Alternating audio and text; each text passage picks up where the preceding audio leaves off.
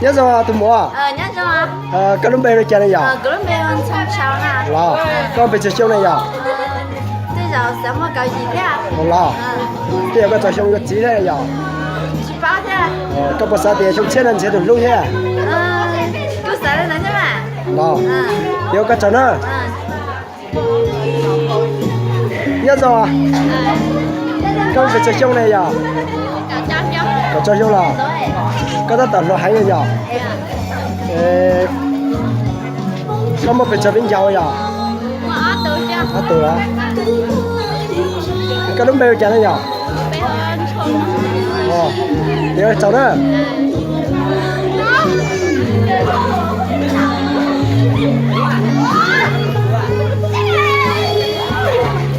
nhớ sao à nhớ sao cái đúng bèo chả này nhở cũng bèo cái gì nữa là có bị chơi chung này cũng có cái chiếc giang là giờ cái cháu đó nhớ sao à cái tao bị chơi chung này mình nhớ lúc giờ tuổi à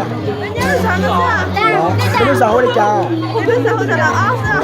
một cháu đó cái đúng bèo chả này nhở wow chó nhớ sao à tụi mua à mình nhớ lúc giờ tuổi này nhở mấy lúc sáng hồi đi chào nó là con bị chơi chung rồi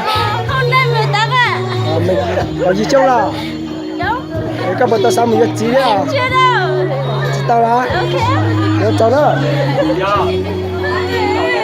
nhớ sao à nhớ rồi cái đứa bé chả này rồi cái lúc bé chín rồi đứa bé chín rồi cái giống cái cây à chín xong rồi à con bị chơi chung là đúng rồi cậu khen nhờ có chơi chung là ô giống cái cây chín rồi cháu đó chín nha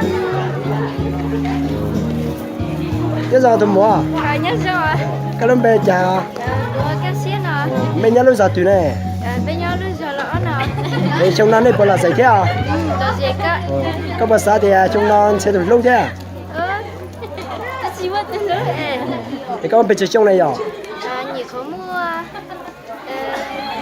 cậu lắc không chơi chung nó gì có chung nào kiểu cái chân này rất kiếm à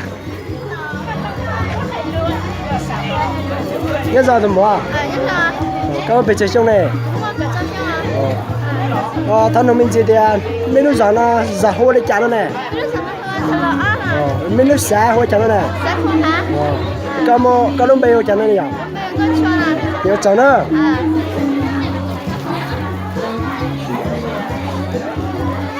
nhớ giờ nhớ giờ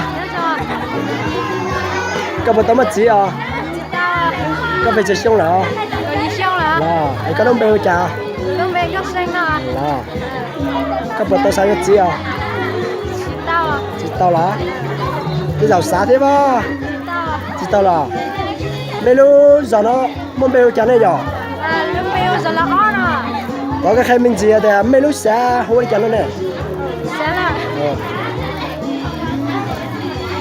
bao chả chỉ bao mấy lúc xa nữa nè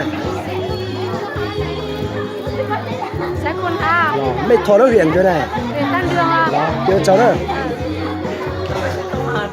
nhớ giờ tụi mua nhớ rồi tại cũng là chơi bây giờ thả mấy tiêu số tông nữa nó sẽ bây giờ bao thì nên nhớ lúc giờ tiêu số nào bây giờ giờ là tại hai à là có một bây giờ tụi mình cháu này mua gì sao cơ là cô có viên chọc của chúng cái thế giờ mất trống mà cái lông bèo chả này lúc bé hoa lông nào là cô anh lông nó là dòng cái bao cái lông bèo nên cái nhớ lúc giờ tụi này giờ nó giờ là tại hai à là nhớ lúc giờ nó chạy hay là cháu đó gì nào bây giờ mong cho cháu buồn lâu thế giờ lâu nữa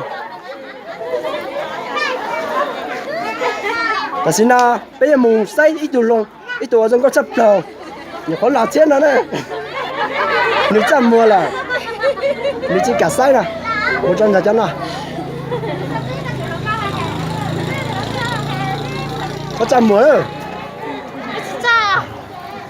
nhớ sao à 你咋个都没讲呢？ Em có chữ thẻ để con chạy đi. Ôi còn có chữ thầu thêm sao? 个都没有讲的呀。 Thế mà hay được sao con nông con nó à? Họ đi câu quá thế là con 咁么几到呢呀？ Cũng mua à? 咁么啦？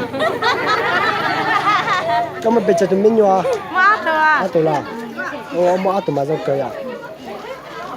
誒，今日段菜被就錄咗一條剪嚟呀， Có từng xài biệt tài. 接包啦。咁都未講呢呀？ Có bên xài nữa. 哦，你齊咗啦，一條剪呢？ Nó chỉ 6 than à. 啦，我走啦。然後俾毛就段恩陣啊， 一種啊， Cho tôi mà biết xong à. 夠得啲啦。 Sạch sỏi hả? Sao dùng mỏ? 呢個磨啦，呢個難啊， Biết mua sao? 啦， Ừ. 呢個當中個句啊， Trong cái này là giá chứ nè. 我估啦， Ừ. 估會恩節呢嗱天師啊。 Mà lệ. 啊，今日到乜剪你呀？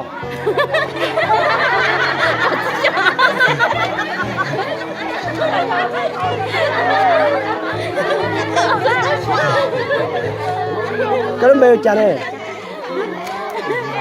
Con bì à? 嗰啲咩教？ Con bì à?